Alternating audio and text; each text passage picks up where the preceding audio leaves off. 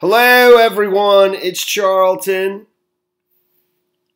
Let me try to lay this out. If you follow my channel, you know I've been talking about this for some time, at least recently, that I believe Donald Trump and Hillary Clinton conspired, worked together to fix the 2016 election, and that she intentionally lost it. And obviously the reasons for doing that couldn't possibly be good. She didn't do that for the greater good.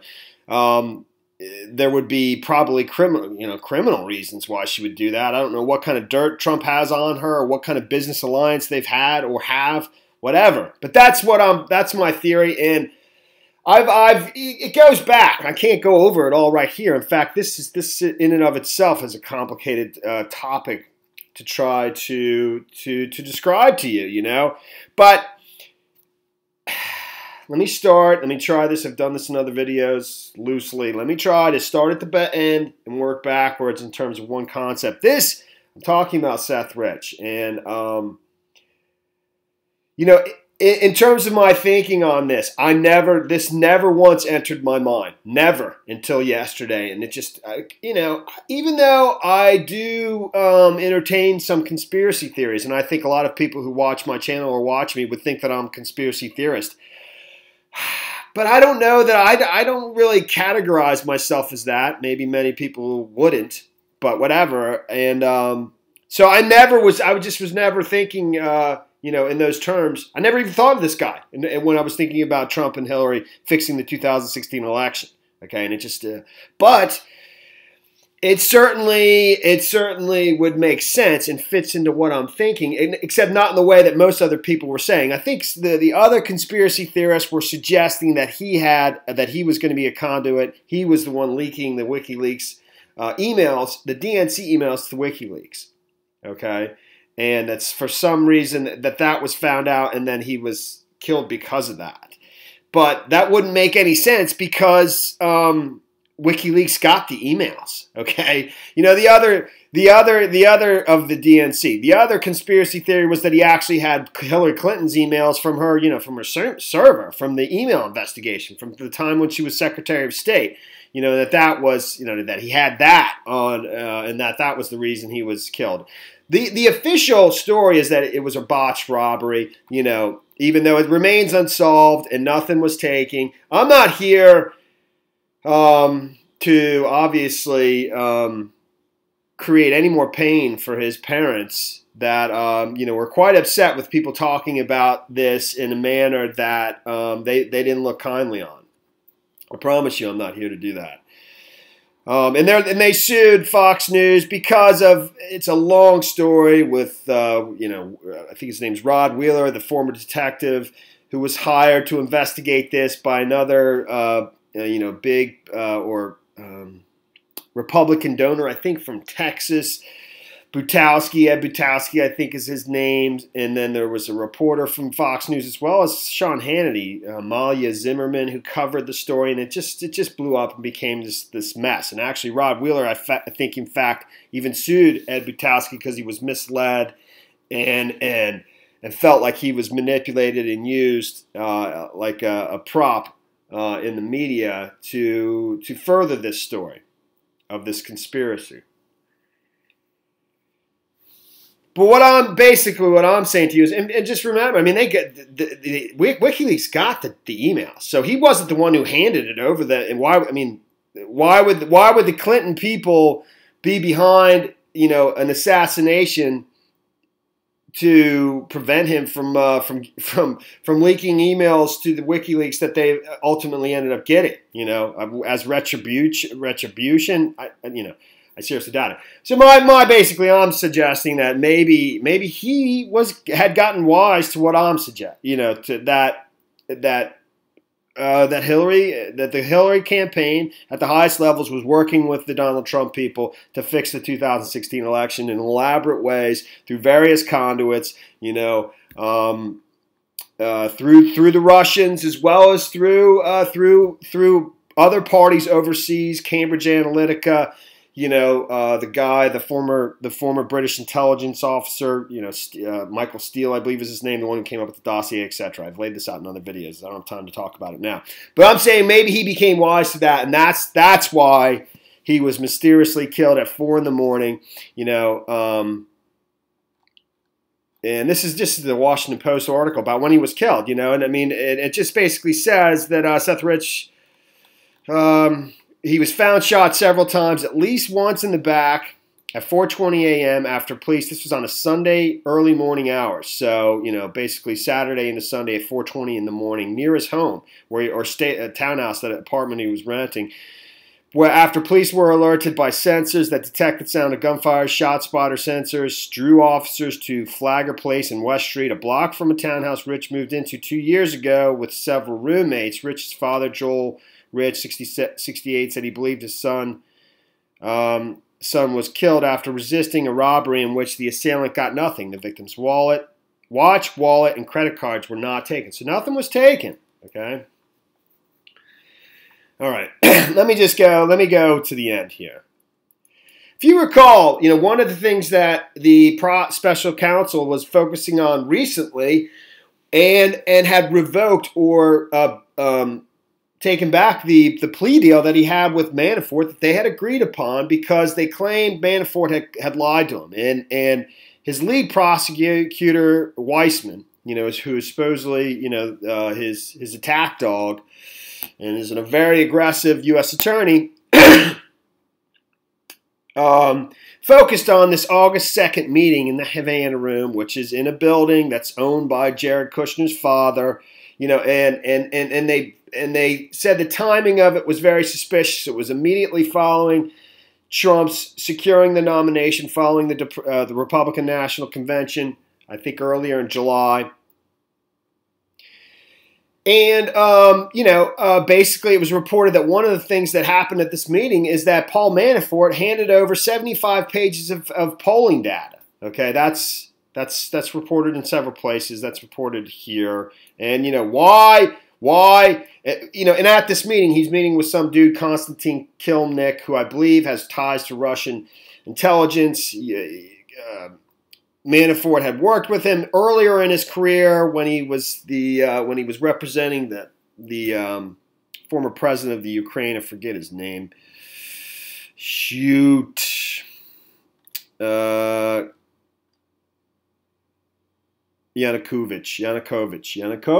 I got it, dude. So, all right. And I had my idea was like maybe that polling data was basically a roadmap that they were giving over to this Kilnick guy, that would in turn then, turn that over to the Hillary people. And it was basically a roadmap that the Trump campaign were going to be focusing their efforts, and that where they wanted the Hillary people to pull their punches, where they wanted them to, intentionally not go strong, avoid certain districts, certain states, and how they would campaign, events they would set up, the advertising they would do in those areas and so forth, as well as social media stuff.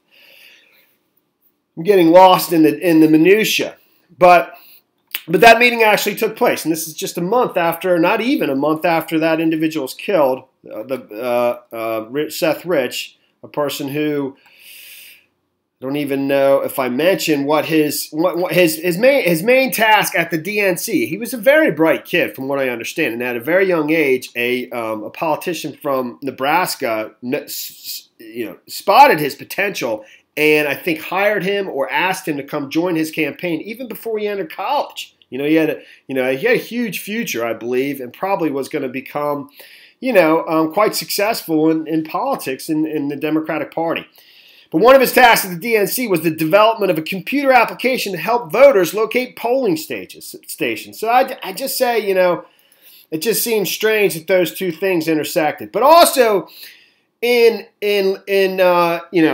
the transcript over the closed door trial on whether or not they were going to rescind the plea agreement with Manafort, the U.S. attorney, the special counsel's office, who was accusing Manafort of lying, in particular about that meeting on August 2nd with Kilnick, the individual with ties to Russian intelligence in the Havana room, which is in a building that's owned by Jared Kushner's father.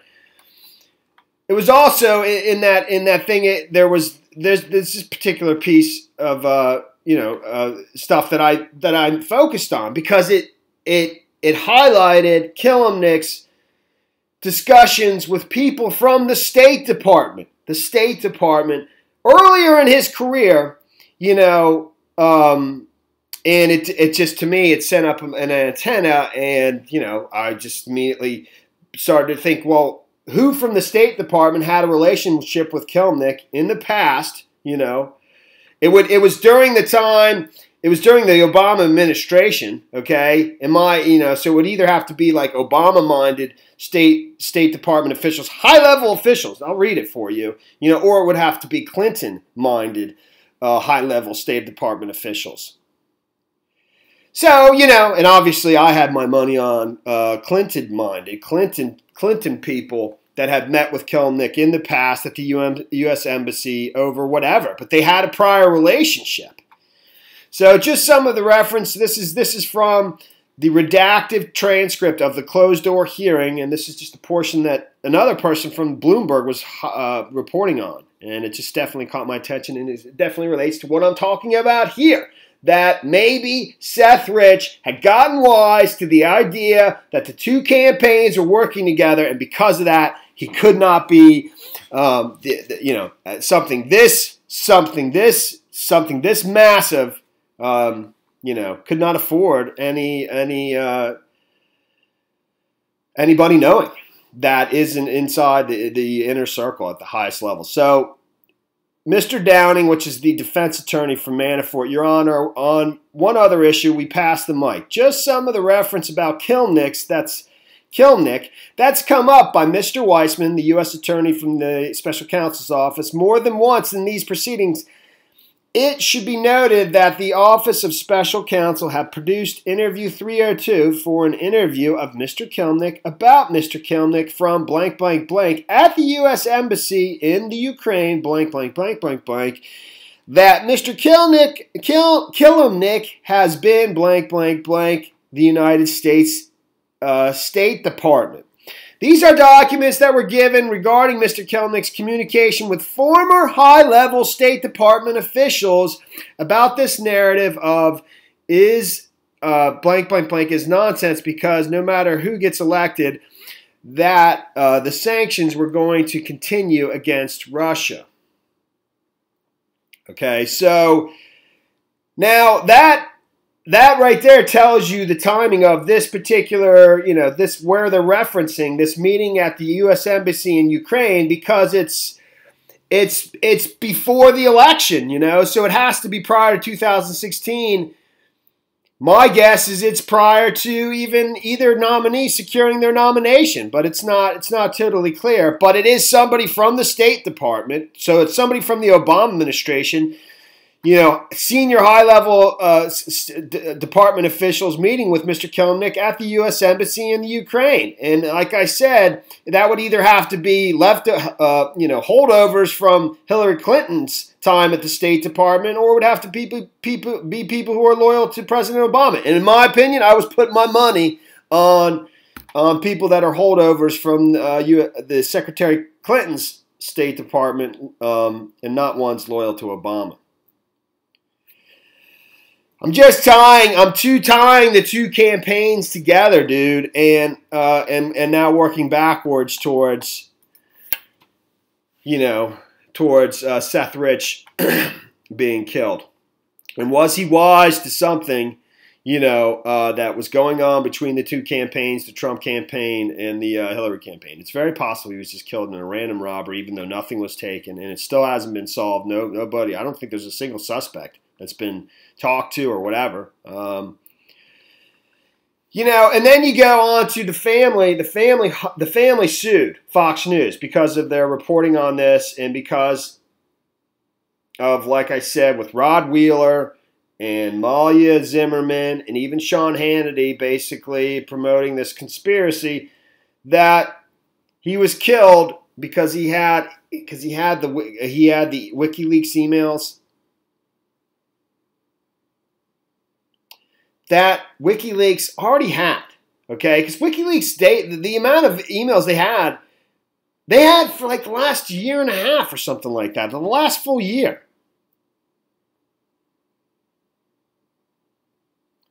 Their conspiracy actually made no sense whatsoever.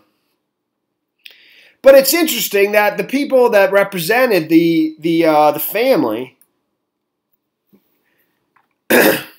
his name is Leonard Gale. It's very prominent. It seems to me like a prestigious lawyer in a prestigious law firm, Gale and Massey. No joke, heavy hitters in terms of a law firm. Okay, Massey's a Harvard Law graduate. I mean, these guys are serious attorneys, dude. Serious. And I assume they were doing this pro bono work because they'd be extremely expensive. And it was a short stint. They have a number of attorneys working their law firm. It's a very prominent, and they have three different, I think they have three different offices, one in D.C., one in Chicago, and another place. San Francisco. Seems like those are the three, San Francisco, Washington, D.C. are huge. Chicago doesn't surprise me either. But whatever. But a very prominent law firm representing him. And the judge dismissed the lawsuit by the parents, represented by Leonard Gale, on all counts. And then he actually he went especially hard on the plaintiff attorney, Leonard Gale, in his decision. And saying, you just don't know the law. And I don't know if Leonard Gale was actually the person who was in court that day. It's very possible he didn't. He had, a less senior attorney representing the client in court. But I don't know. He might have been there too. I don't know. But it just seemed very odd to me that, that such a seasoned, very, very prestigious attorney would be scolded in court, in that manner. It was almost as if, they were doing a favor to somebody, a political alliance in D.C. But they didn't really want to be on this case, and they just, it was just, and it was all, it seemed like it was designed by everybody, okay? Both the people supporting Trump and people supporting Clinton to get anybody else, to prevent people from talking about this in this way going forward. But it was all dismissed. And I'm not here, I promise you, I'm not here to cause any further pain. I'm just presenting my idea as it relates to Hillary Clinton and Bill Clinton, I'm not saying anything malicious about this individual, Seth Rich. In fact, I'm suggesting he may have gotten wise to something that he would object to. That's why he would have been, killed if there's any truth to my concept at all. But it does go on to say, attorneys for Fox News filed a motion to dismiss the lawsuit and request an oral hearing in May. Daniels granted the hearing and heard the case in late June. During the oral arguments, Daniels grilled Fox News legal defense team, but Daniels, this is the judge who heard the oral arguments in the case, really tore into the attorneys representing the Rich family. And as I said, the attorneys representing the Rich family is Leonard A. Gale. At least he'd be the lead attorney. I don't know if he was in court that day or not. At several points during the hearing, Daniels told one of the Rich attorneys that his understanding of the law was incorrect. What you're saying is legally wrong, Daniels explained during the contentious debate. It is wrong. It just struck me that such a prestigious, high-profile law firm would conduct themselves in a way that would result in the judge talking to them in that manner, unless, of what I was just suggesting. So, I know this all went round and round. I don't know. Hopefully you understood what I'm trying to, propose here. Didn't really get into this, but this was, a transcript of the sealed hearing from last week shows the prosecutors are focused on an August 2nd meeting between Manafort, his campaign deputy Rick Gates, who is cooperating with the special counsel's office. He was at that meeting, that August 2nd meeting, where supposedly polling data was passed for Manafort to Killed, Konstantin Killed, a Russian political operative who prosecutors say is tied to Russian intelligence. And besides the timing of it and like why I just already told you why, my idea, but what the polling data meant. They also say that like they literally exited from different exits they left and exited from different exits from the building so that they wouldn't be seen together. That's mentioned in here. Prosecutors contend that Manafort lied about the meeting, which took place at the Grand Havana Room in New York City, not far from the Trump campaign's headquarters at Trump Tower. Less than 2 weeks prior to the meeting, Trump had secured a Republican nomination. Because of the transcript redaction, it's unclear what Manafort, Gates, and Killed discussed at the August 2nd meeting, aside from Ukrainian policies.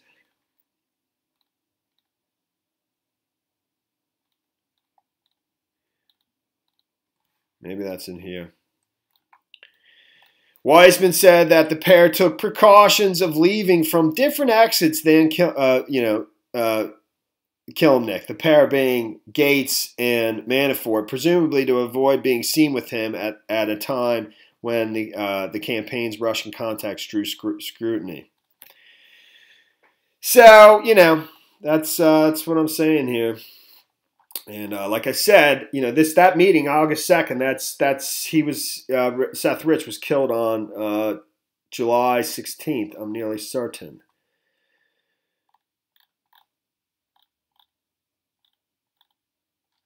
Well, the date of this report is July 11th. Excuse me. All right, so it would have been early Sunday morning.